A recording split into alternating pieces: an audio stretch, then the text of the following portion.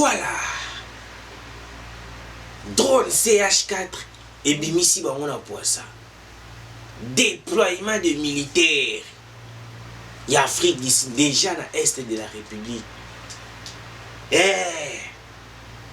La paire a changé de camp. La paire a changé de camp. Le président Félix Antoine Tshisekedi a kotisi Kagame mai. Kagame a commis agité. Bandi kunanga makambuza ya kubeba ndesi kubeba.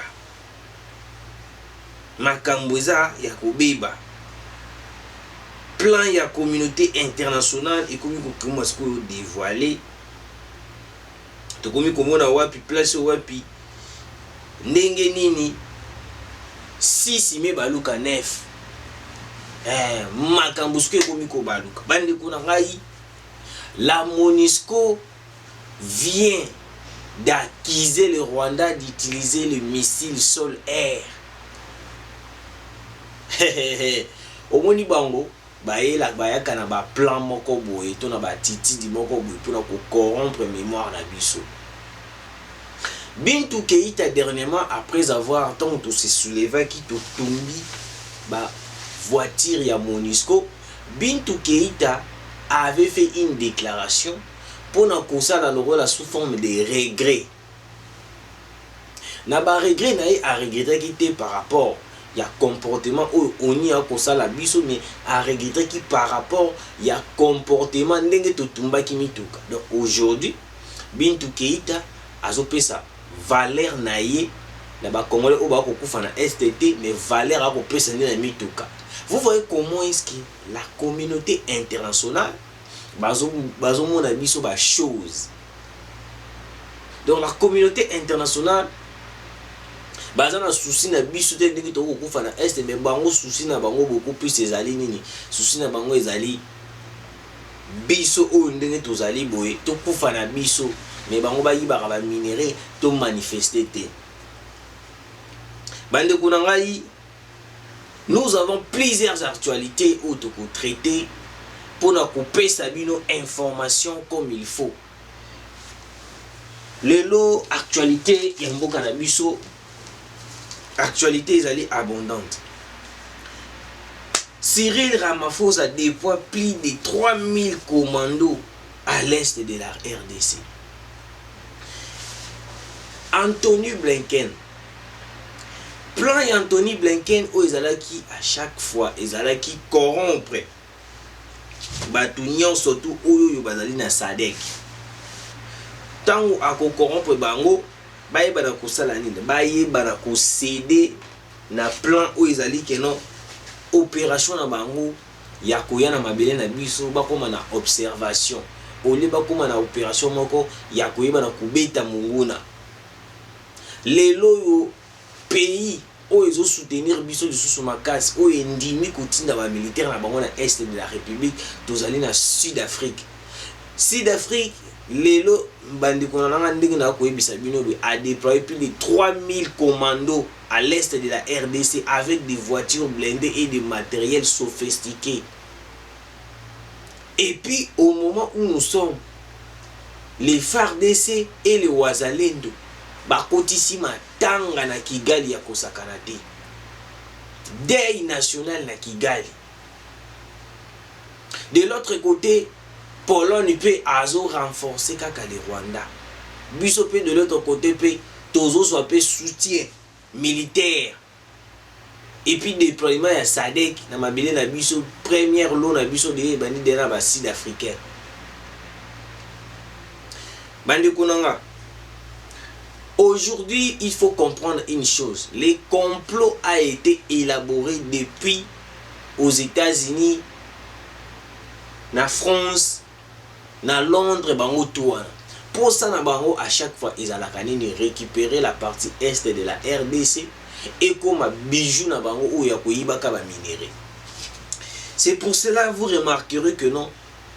Les loyaux, même les Américains, par exemple, les sous-nationalités, il y a commis bombe, qui ont été biso tout ça, non, bah comme c'est la commis là qui ça ouvertement. Dernièrement, tu sais la bino à révélation, émission, on a tout le monde peut commentaire et tout et tout. Certaines personnes vont continuer à bisoter, la qui biso va bref, nengenini, bakangi minduki, na avion, ya katumbi, nengenini, basala ki réunion noire, nengenini. Est-ce que ba preuve oyo certains Congolais ba koluka pona komona kana ba vidéo wana? Est-ce que beaucoup zoyango wala inibi parce que ce sont des secrets au biso tu ko dévoiler pour un service de sécurité et bana ko landana et bana ko enquêter sur yango. Au moment où nous sommes, les complots continuent de se réaliser avec des impérialistes et des néonautiques. Pango souci na bango ezali toujours récupérer la RDC. Est de la République. Bande konangai au moment où nous sommes. Drone CH4 et filmé par image à somme. Comment est-ce qu'il y a des renforts militaires et puis des renforts de mercenaires au côté au sein du FARD, au sein du M23. Excusez-moi, je voulais dire FARDC, excusez-moi, mais c'est plutôt M23. Kagame n'a plus le temps de se cacher aujourd'hui. A commis que ça ouvertement parce que Ayebi Kazali n'a soutien. Il y a communauté internationale, il y a France, il y a États-Unis. Bande Konanga. 3000 commandos au batindi na est de la République et pas il y a président Cyril Ramaphosa. Mission na bango izali nini. Il faut comprendre que notre ozali na temps oyo yuto ko sel to lingi le sou ko sal sa mongona ba jeté. Tout ce qu'on attend oyo, il faut frapper l'ennemi jusqu'à ce que Toko Tatina Rwanda. Et puis, nos drones, nous avons ajouté encore plusieurs drones pour nous pousser la opération. Parce que, au fur et à mesure, les Américains, les Français, les Polonais sont en train de renforcer le Rwanda. Biso pe le sous-sous pour renforcer les drones, biso pour renforcer les militaires pour faire la guerre Ndenge et Sengeli. Parce que certains Congolais vont penser quand est-ce qu'on peut déclarer guerre, quand est-ce qu'on peut déclarer guerre, alors que la guerre a été déjà déclarée. Parce que pour déclarer guerre, les gens pour les qui médias pour le but qu'on a déclaré guerre. Alors Anthony Blinken, au secrétaire États-Unis, c'est l'homme en question qui est en train de faire le lobbying dans le pays à SADC. Pour éviter bango et puis pour payer bango ba avantage oyo ezali que non ceux qui vous soutenir RDCT ba avantage na bino ekozala boy ba avantage na bino ekozala boy. C'est pour cela vous remarquerez même l'Ouganda aujourd'hui. Même les pays où ils allaient participer à SADC, la plupart de ceux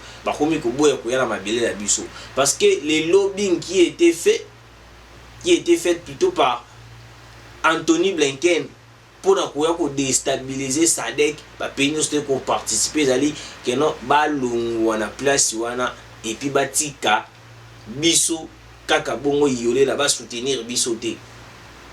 Yango moni biso tozo kobeta mbela na mokonza mboka. Il faut recourir directement à la Russie. Parce que la Russie aujourd'hui, il est le seul pays où il a soutenir biso makasi, a pousser biso to kende liboso, a pousser biso tous à disposition à biso moko, tous à décision biso moko, contrairement aux Américains, contrairement aux Français. Bande Konanga, nous avons capturé des images par des drones biso militaires FARDC. Comment est-ce que les M23 bakoti et puis avec de mercenaires blancs pour na koya ko la guerre na mabele la biso.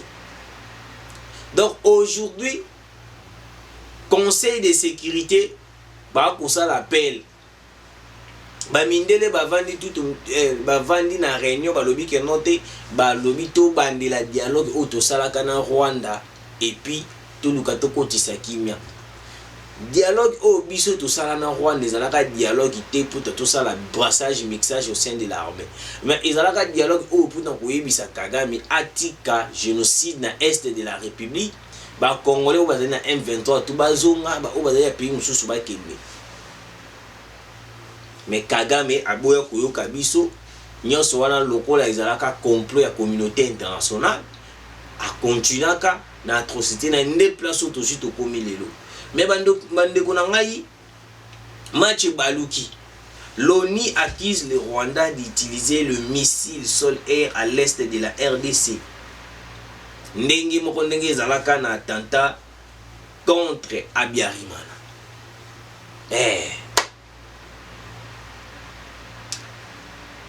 Kagame aujourd'hui il faut comprendre ba atrocité nyon surtout les autres salama na est de la République.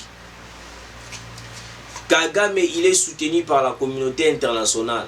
Donc nyon surtout comme on est au salama na est de la République, c'est les États-Unis, les Américains, anglais et puis les Polonais. Donc bango wana zali complot na bango pour la koyeba ko déstabiliser est bayiba kaba minerai na biso. Vous avez vu la vidéo avant l'émission, comment est-ce que les drones a filmé les déplacements de militaires rwandais qui sont à la lune pour attaquer population congolaise. D'après nos informations, ce que la nouvelle vient de tomber, actualité na biso. D'après nos informations, comment les biso?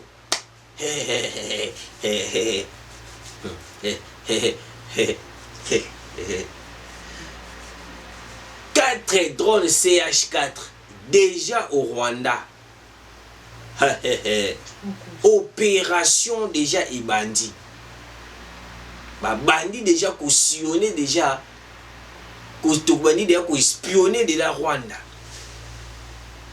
Il y aura une opération qui va se faire.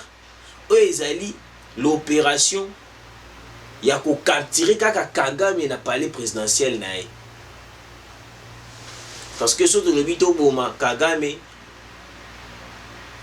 wana la communauté internationale va blâmer biso parce que biso to simba makila ya batute. Contrairement à régime il y a 18 ans où il y a Hippolyte Kanambe Kazemere où ba pesa kombo Joseph Kabila. Il est tellement déjà à simba na makila trop abane komona ba congolais et l'autre côté. Mais président de la République Félix Antoine Tshisekedi yé lokola azali na makila ya bato na maboko te alingaka pe kosima makila ya bato te yango boko remarquer bandeko nanga. Nous interpellons tous les Rwandais et puis tous les Congolais au Rwanda. Il faut faire attention parce que au moment où nous sommes, le président de la République a joué la décision pour frapper les Rwandais. Alors, vous risquez d'être na la guerre oyo tango to kubanda bombardement parce que tous nos drones CH4 et puis Sukhoi 25 ils ont la kaka fait vert ya mokonzi ya mboka parce que aujourd'hui déjà tu sais qui vient dispositif déjà est commis déjà pris. Nous avons parlé l'autre fois comment est-ce que nous avons envoyé plusieurs commandos militaires FARDC à l'est de la République et puis des voitures blindées et puis des matériels sophistiqués. Et puis Lelo Lisusu, la nouvelle vient de tomber. Cyril Ramaphosa a déployé plus de 3000 hommes commandos sud-africains. Des commandos bien formés. Mais du côté du Rwanda, azozwaka ba mercenaires français, ba mercenaires polonais pour renforcer les M23 davantage. Bandekolanga, la situation est tellement compliquée. La situation est tellement grave. Alors, les drones ont filmé les images des véhicules blindés de type WZ551. Ils allaient de véhicules blindés Oyo, ils allaient du côté Rwanda. Ce sont des véhicules Oyo yango ezalaka nde na ba missile sol air. Parce que le Rwanda commençait à nier que non, yé atikali jamais ko beta ba missile sol air na mabele na biso. Alors, vu que la RDC ezali pays moko oyo yunzambe abungela kabiso moi un peu trop, l'ONU yé moko a déployé ba drone nae, et puis pendant qu'il a déployé ses drones, aye ko filmer ba voiture blindée na marque WZ 551 ya Rwanda. Le même marque de véhicule blindé contient les missiles sol-air. Missiles oyo ba utaki ko beta dernièrement na mabele na biso. Alors lokola ye moko oni azui déjà ba preuve déplacé au wapi oni ayaki ko accuser sikoyo les Rwandais. Mais il faut comprendre une chose.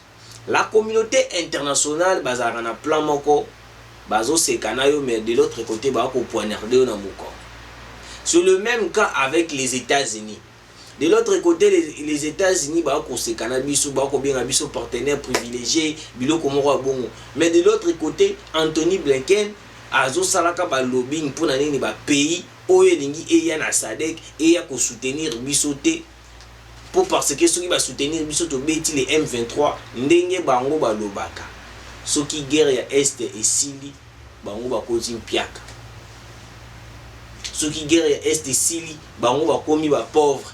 Donc aujourd'hui, la communauté internationale trouve bon que batu ba kufaka na est de la République bango ba poche evimbaka, batu ba kufaka na est de la République bango bakomaka toujours na bambongo. Chose bizarre oyo tomonaka na mboka na biso, chose bizarre oyo tomonaka na makambo nyonso tu oyo kokomela biso lelo. C'est pourquoi nous appelons, nous faisons appel à tous les Congolais que il faut tous à la vigilance, parce que nous risquons d'être surpris ceux qui doivent continuer kotala kausa tukopesa ka munguna place ayebana ko agir ndenge alingi agir. Alors il faut tous avoir conscience na biso to tia en place, to soutenir le président Félix Antoine Tshisekedi pour na été mboka na biso e bana ko kende liboso. Alors déploiement de militaires de EAC, déploiement de militaires de la SADC. Oyo aussi le président Cyril Ramaphosa atindi na mabele na biso. Ezali pona koya te ko observer. Mais bango plan oyo ezali oyo biso nyonso tout oyebi ezali baye pona toyeba na kubeta monguna oyo ezali Kagame et puis na ba nyangala katana oyo ezali ba M23. Mais après ça, nous avons une information. Nous avons une information que nous allons vous lire. Nous avons une information ici. Je sais pas si nous allons encore les trouver. Voilà. Il y a une information ici.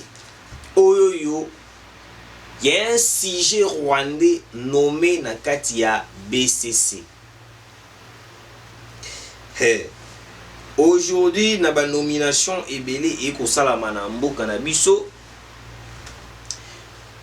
Eza na ba nomination mususu oyo ko pesa ka biso pasi, eza pe na ba nomination mususu oyo e ko lembisa ka ba Congolais, et puis ba nomination mususu e ko pesa ka ba Congolais kanda. Boyoka Charles Mukiza, président ya communauté Banya Rwanda, Banya Mulenge selon Bango, Aza Touti. Le président Félix a nommé directeur ya Banque centrale congolaise. Président ya ba projet nyonso. Après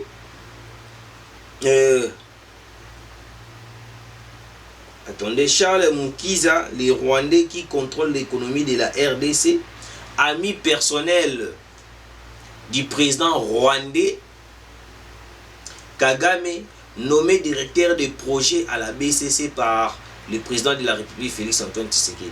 Aucun projet ne peut être adopté et financé à la Banque centrale du Congo sans autorisation de cet homme qui porte le nom d'un ancien général rwandais. Dit FPR et puis RCD Goma et FARDC. Mustafa Mukiza, qui avait dirigé les opérations militaires en Centrafrique sous les labels du MLC de Jean-Pierre Bemba et qui a fait emprisonner Jean-Pierre Bemba à la CPI pendant plus de 10 ans suite aux crimes contre l'humanité commis par ces généraux. Bande konangai, des fois, Babiloro Mususu, ils ont ça la biso passe, mais toujours continuer à dénoncer pour que le président de la République aille informer. Il y a un sujet rwandais, ami proche du président Paul Kagame, les génocidaires. Il est aujourd'hui nommé à la BCDC. Alors, l'information, Batindela Kibiso Yango, on ne voulait pas que non, tout ce Yango peut les kaboué au hasard. Le monsieur, il est directeur de projet chez BCDC. Il a été nommé, il paraît, que, par le président de la République. Mokonzi Mboka, biso peuple congolais. Pour na koyeba na ko bengana banguna, il faut moto mususu na temps oyo yo ba nomination mususu, il faut totala ka moto o azali de père et de mère.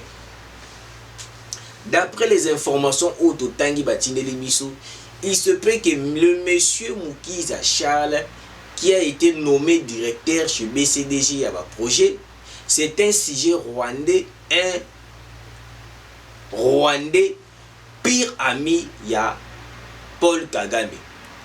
Il sera la première personne ya kozwaka ba information na biso komemelaka yango Kagame. Et puis même ceux qui toza na projet ya ko réaliser loko ya malamu au bénéfice ya mboka, les messieurs sera comme un barrière pour na koyaka ko décaisser mbonga ko lingate. Le monsieur aussi, vu que aza kotambolaka ko sillonner na mboka na biso, il sera la première personne ya kozwaka ba information ya komemelaka Kagame. Ndenge moko ba utaki ko dénoncer les complots Rouberwa avec Innocent Baloumé. Et pas ya Maître Joël Kiteng. Boni Innocent Baloumé basala complot avec Rouberwa. Rouberwa aujourd'hui, il était la personne où bakende ki conseille la biso réunion noire na États-Unis.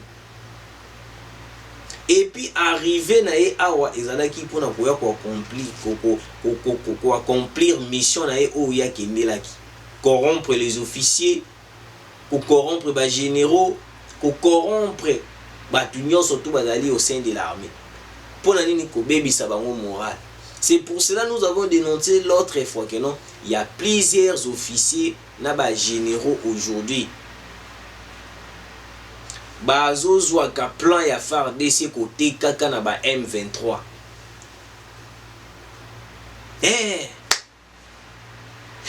Bazo zwaka plan ya FARDC et puis bazo tekela ka yango le M23. Comme on parle déjà na directeur de projet le monsieur Mukiza Charles. C'est le monsieur en question oyo financement surtout c'est lui qui est là. Il va commencer à barrer la route na ba projet surtout oyo banda ko sala pour na bénéfice ya mboka na biso. Alors bato oyo bazali bato moko batiela biso pour na koya ko espionner mboka na biso. Alors ceux qui tozo continuer kotaka mokonza mboka na ba erreur na ba nomination ya ba sujet rwandais touti nous risquons d'être les lotolobi botomoni boye ba information na biso nyonso na Rwanda et puis tout ça surpris na makambo oyo toyo kaka de un peu partout ndenge moko na Corneille Nangaa ndenge esaka biso ote tozo ya Kisasa ko benga le président Félix to tia libanda to benga na boye. Pourquoi Corneille Nangaa disait cela?